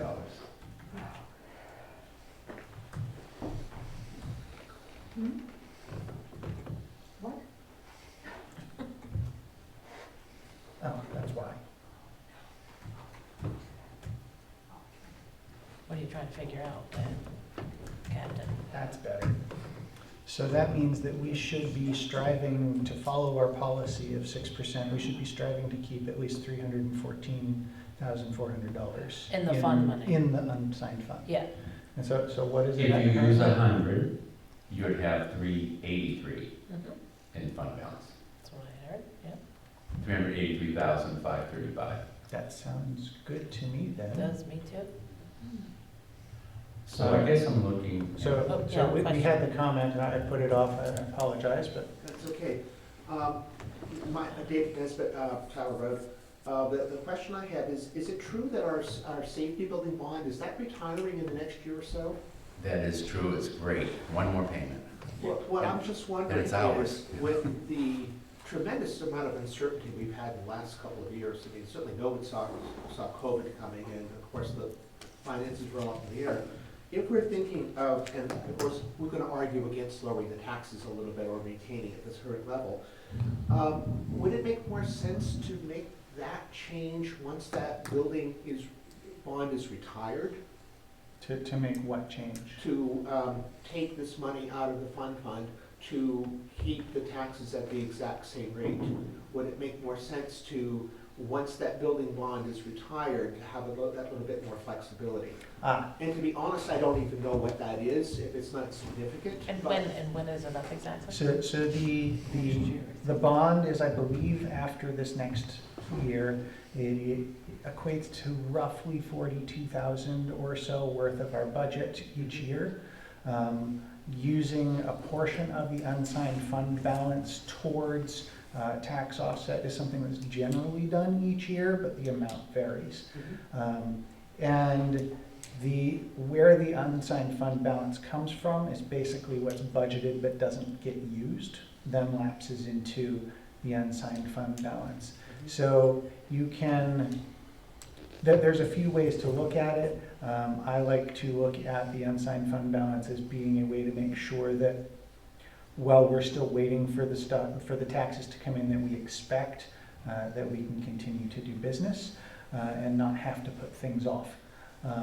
Where the other way that you can look at it is anything that you expect as an overage from the current year's budget can be put towards the offset of taxes from that year. And that basically says, well, we didn't use it, let's put it back in. And both of those methods have been used in the past here in town. And I'm just looking at the recommended percentages to try and keep us within that realm. Thank you. So if we only owe $42,000 on that building, would it be at all worth just paying it off with that, from our fund balance? It is a bond, so we cannot pay it off early. Oh, we can't? No. With the solar, that was a standard loan, so we could, but with municipal building, it was a bond, so we Okay, can't. okay. I thought you could pay that off early, but. I asked them. Okay, I believe you. But good question, Dee. Yes. Yeah, hey, yes. once in a while, huh? We are fortunate that we are not in the position that we have to borrow money to run the operating budget. So the towns, many towns are not in that position, so. We're lucky, though. We put a lot in CAPs and all that. We Yeah. keep I funding so we think don't that- have to get hit with a big, oh, good grief I was type very thing. impressed with that when I came to this town. Oh, good. Yes, it was, yeah. Yeah, planning has been good. So you want to make a motion? Do we have to do that? I Does it need assume one? this is a motion? So I would like a motion that you'd like to withdraw 100,000 from the fund balance. And then we'll state what the tax rate will be. I need to then tomorrow work up the warrant and run the blotter book for Karen so that she can bill. Karen and I spoke today. The taxes will be due December 10th. She has to give people 30 days to pay them. By the time she runs the bills, puts them together, gets them in the mail, December 10th. Last year we were January 4th, so we're doing a little better this year. And I would need, once I get the warrant, before Karen can do her thing, she would need the board to sign the warrant. Fair enough. And obviously, I was going to prepare it in advance until I had this great revelation that how could I, because I don't know what it is yet. Right. I was just thinking that. So more or less, Dave, with what the policy reads, we're taking that 100,000, we're within the policy, and we're also within DRA's recommendations. Mhm. So, Yeah, we'll be at the lower end of all of those recommendations, but I yeah. think that's a but I've, safe bet for us, especially since we would believe that with the removal of the bond, that after this year, that we'll be not having to pay as much. right. So I think that'll actually put us into a reasonable position. Well, and for history future. shows that, unless something goes really crazy, which it could, I know that, but history shows that that should be not a problem. So, yeah, I guess I And would. in general, our town has been pretty good about paying taxes, so Mhm. that's good. Yeah, I know, right, that one I hope time. they keep doing it, but, all right, so I would move that we use 100,000 of unassigned fund balance to offset taxes for this tax billing cycle. Second. All in favor? Aye. So that, again, that's going to make the tax rate for the town $6, the county $2.84, local education $11.52, state education $1.93, for a total of $22.29.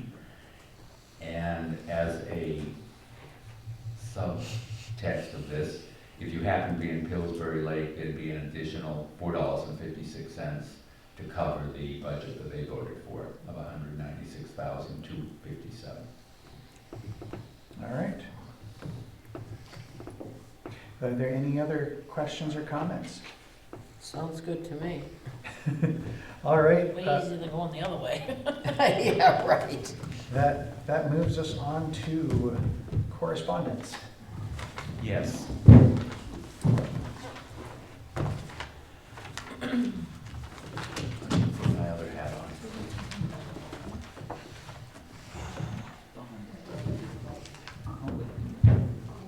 We did receive a letter that I wanted to bring up from Mr. and Mrs. Baker of Concord Drive. Did you get a copy of it? I'm not sure, Marla, whether I've given you a copy of it, but No. here is a copy.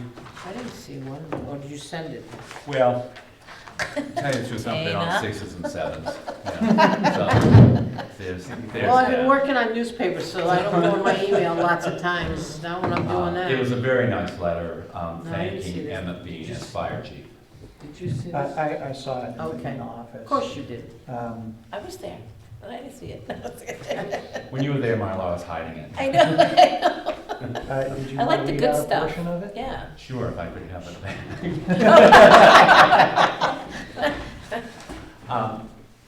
Basically, the person is saying that they had a medical emergency at their home, and they would like to heatedly commend the Webster Fire Chief, the Webster Rescue Crew, and the Hopkinton Rescue Crew.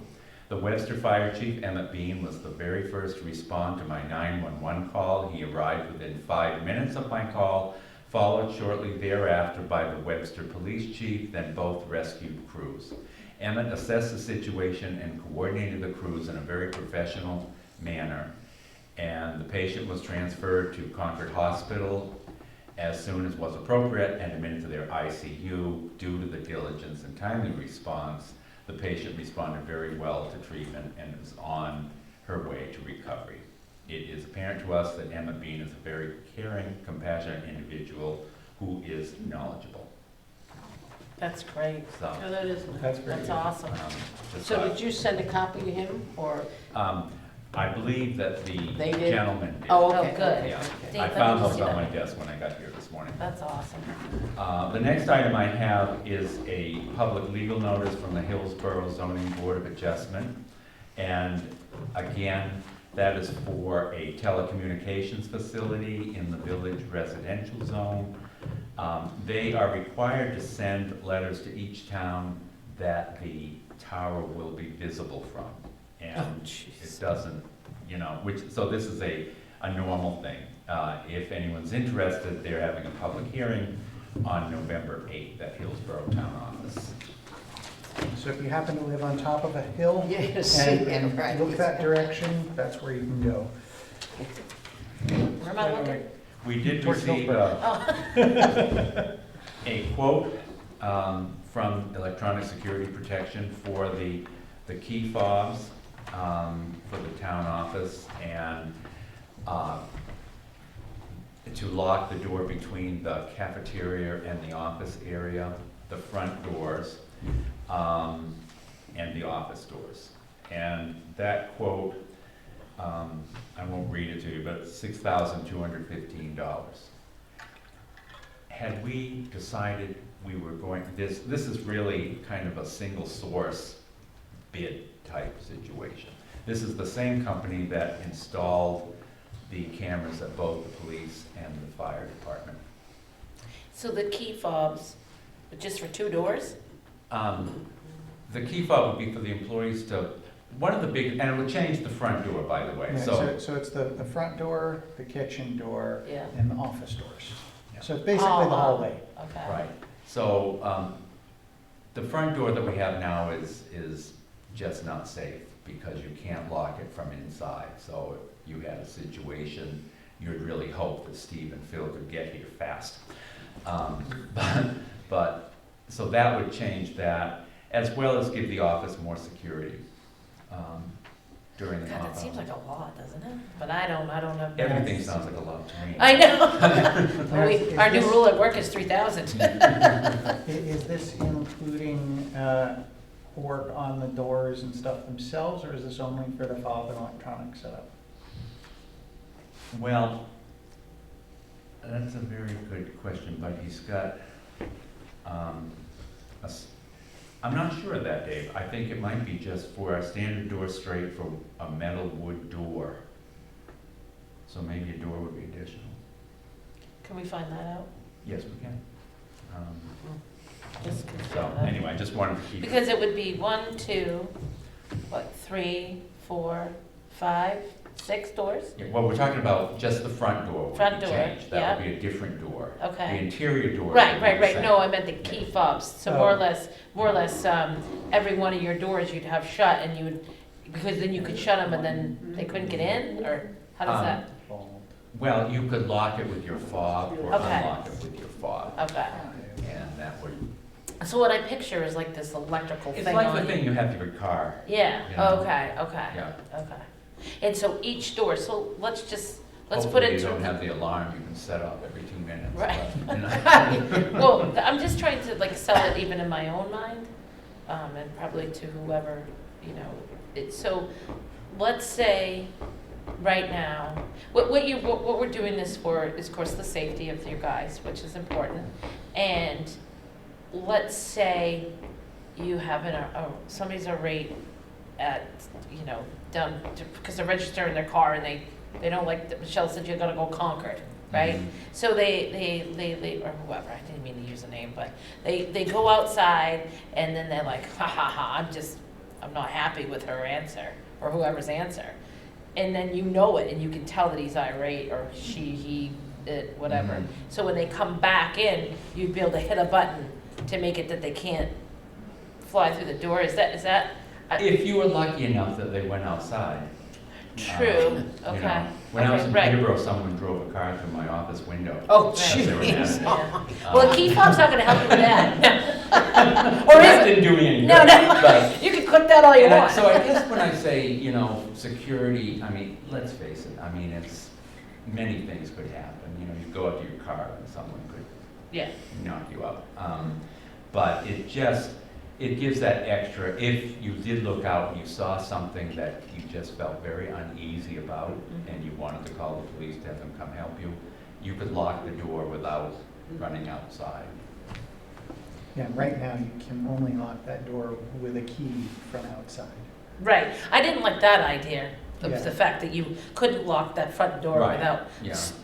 So how do you guys usually lock it when you leave You the lock last from the person? outside. Yeah, right, Yeah. right, because you're not gonna lock yourself in, Marlo. Right, Okay, yeah. so, Well, it can be locked and you can push the release from inside to let yourself out. okay, But the problem is that you can only lock it from outside. So Right. you can't prevent someone from coming Coming in in. unless you're outside. Same as that right there. Yeah, and it's the same upstairs here. So, in fact, the chief started talking. I wanted to invite the chief up to talk about this because I know that they've got these systems and I believe the same vendor up at We have the same vendor, and the reason it's such a limited vendor is that there isn't anybody out there. We've called a few others, the ones that we did have come bid went out of business before we could do anything, and they were low bid. That's the key fob that we use. This opens every single door in that place, and it controls in the computer when that door was open and who opened the door, because everyone's coded to a certain person. If Lieutenant Mitchell, I didn't want him going into it, all I do is go to my computer, I can shut his key fob off to any door or every door in seconds. Plus, I don't have to fuck with a key. I go up, I do a swipe, I open the door, and that door closes, it's locked. Nobody's gonna get in unless they got a key fob. It's secure, it's safe, and it's fast. That's what the good thing about it. It gets you in and out fast.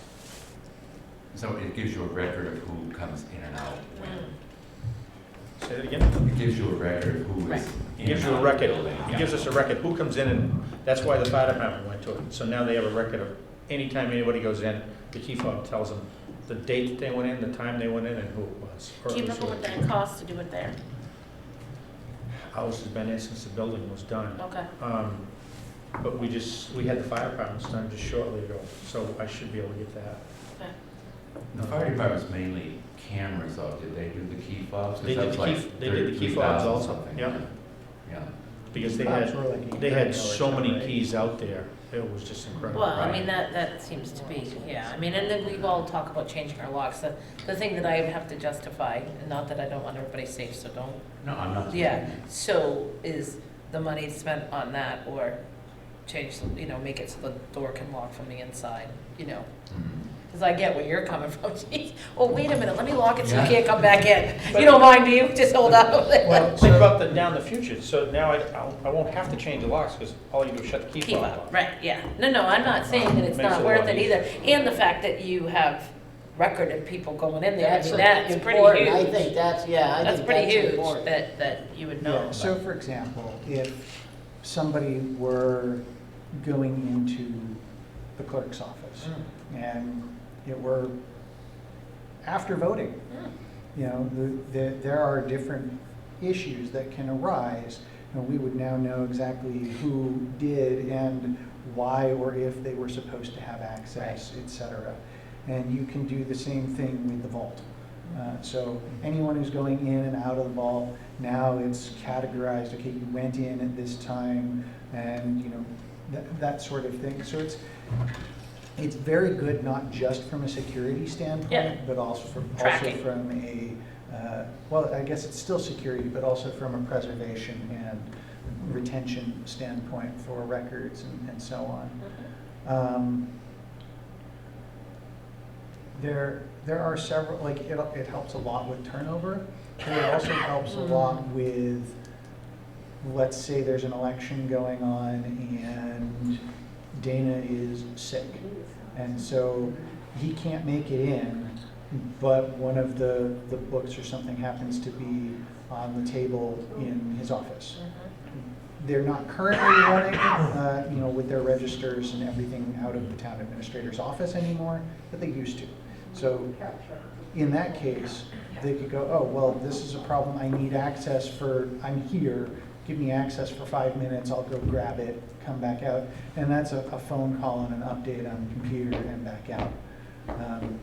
You can also set it for things like once the fob is in, it's now unlocked for the day unless there's an emergency button or whatever pushed. So whether it's somebody showing up late or somebody showing up early, that can open up the town offices at that point in time. And there's a lot of automation that can save time in addition to all of the other stuff. Where would that money come from? Well, Is that a that good is a question? very good Oh, question. thank God I asked a good one. We do have some funding through the trust fund, which I think I've probably exhausted most of it. It also may be eligible for our grant that we got, the ARPA funds. So are we gonna look into that before we? Oh, before I spent it, I would Yeah, ask, yeah. I'd Okay. rather know before than afterwards. And, I hate backpedaling. and I wanted to go back to a comment from the chief. You mentioned that we did ask multiple locations for this. I know back when we were looking for the fire department and stuff, I know you were coordinating that. And roughly how many different firms did you request quotes We from? contacted actually 5 altogether, and we only got bids from 3. 2 of them went out of business.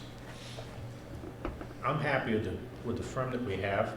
They've given us great service. Anytime we have a problem, we call, they're there immediately. They're not far away. It's just been really good to work with somebody that they're already doing our work there. That'd be like having 3 different computer companies working on our computers. Mhm. And I don't think they're gouging us by any means. I really don't. Okay. And I'll get you an answer about the door.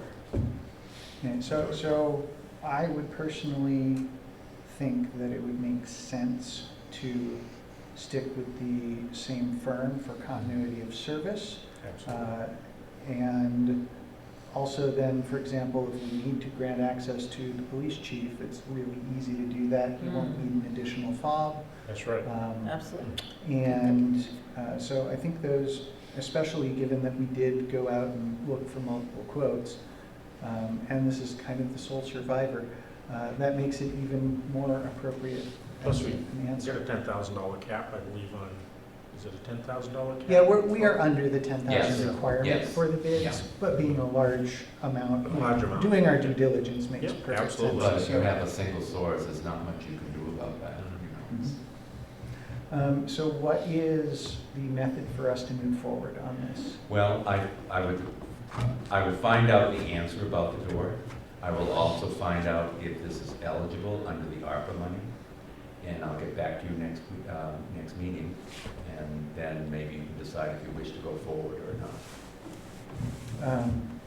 If they are not including the door, can we request quotes from, maybe they do or don't provide doors, but can we request quotes from a few people so we can make a decision and sign everything all at once to get Sure. it taken care of for you?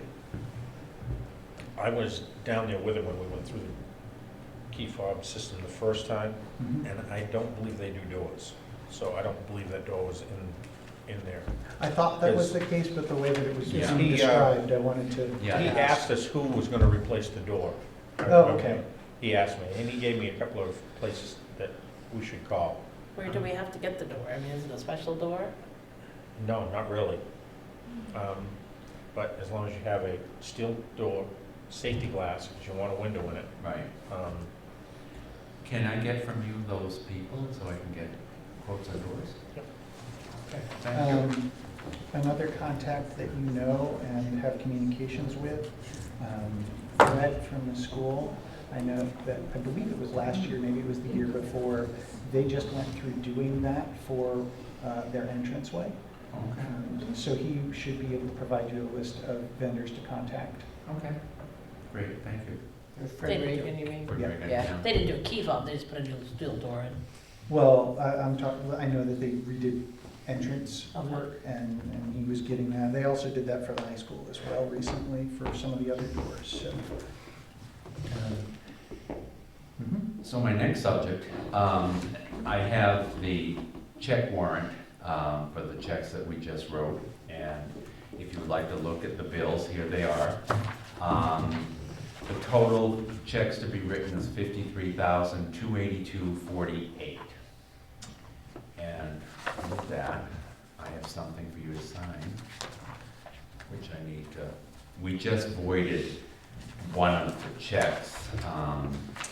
Total Notice, which is the company that does the title searches for Karen. The gentleman that owns it last year was very ill, and we were not able to get what we needed when we needed it. We had to do a lot of the work ourselves. And Karen really pulled through on that.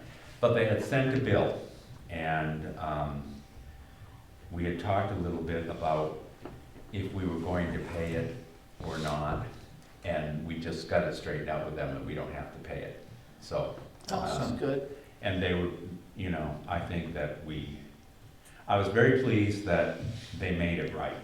Well, you were right on the ball. I don't know about that, but anyway, that's the signature. I have bills if you'd like to look at them. Finally, I have the payroll, which totals $28,747.92 and includes the fire officers and the stipends to the fire members, as well as the monthly people that get paid, such as the librarian and the tax collector. Oh, you don't want my blue pen?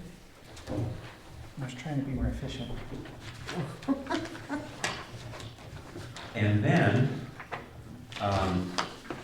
the Health Trust has its annual member and board elections to be held on December 2nd.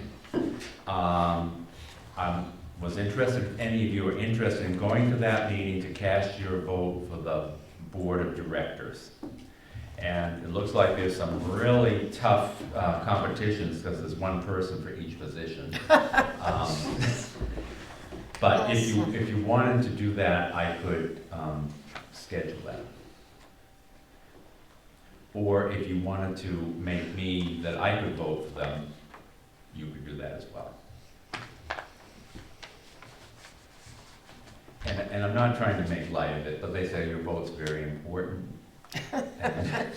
Well, in some cases, and I don't know if this is the case with them, but in some cases, charters or other such things are written that if there is not a certain percentage that votes, That's exactly right. that there's, so even if they're unopposed, that there could be nobody. Right. So I would move, I'll ask the other board first. Do either of you want to go to this meeting? Oh, God, no. Wow. And sure, it's not exactly my forte. It doesn't say anything about lunch. So Are you looking at me? So I would move that we make Dana the town's designee for this, to contact them and cast our vote appropriately. Second. All in favor? Aye. Okay, thank you. That's all I have under correspondence. All right. And while we finish off the signing, if we want to go, we kind of skipped over we did correspondence and then kind of jumped into signing. So I want to go back and go to public comment briefly. I know we've been taking them kind of as we go, but all right. So that moves us on to approval of the draft meeting minutes, which we already have one amendment to, which is to add a property lot number instead of a name.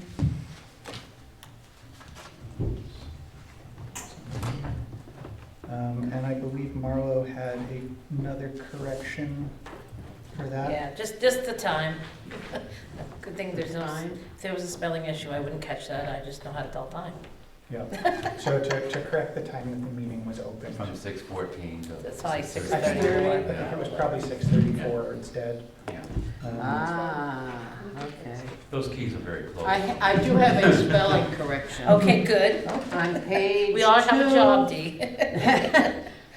line 9, I think deeded properties at a preview town meeting. I think it said previous. Oh, Oh, am I correct? you are correct. Oh, jeez.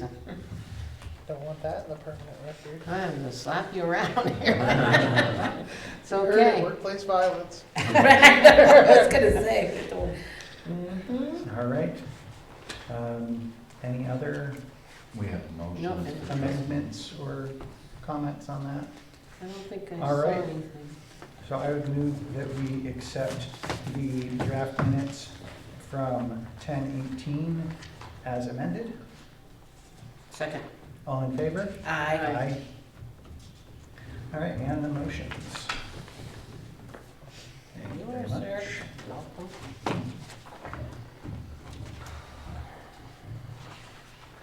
Double check.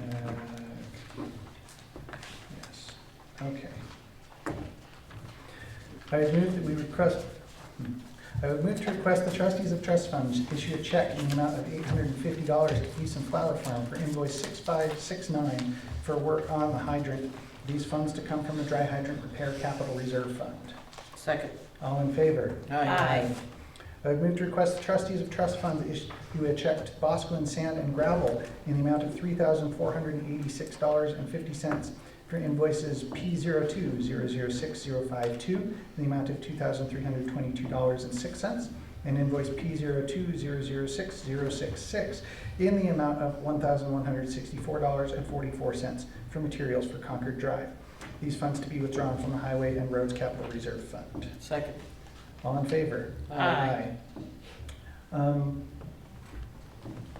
Did we already, we did the window one last time, right? Okay. For the sunroom? Yes. Yes, we did. Okay, just making sure I Yes, didn't forget about it. The raw, Yeah. All right? right, thank you very much. And that concludes this portion of the select board meeting. Are there any further public comments or questions? Or any further business? All right, seeing none, that will bring us to the non-public sessions. And for the sake of anybody that views this, we will hold our non-public session and then immediately close the meeting afterwards. So there will be no restream and there will be no further business afterwards. So I would move that we go into non-public under RSA 91A2C for reputation. Second. All in favor? Aye. What time is it? At 8:40. 8:40. Thank you for coming.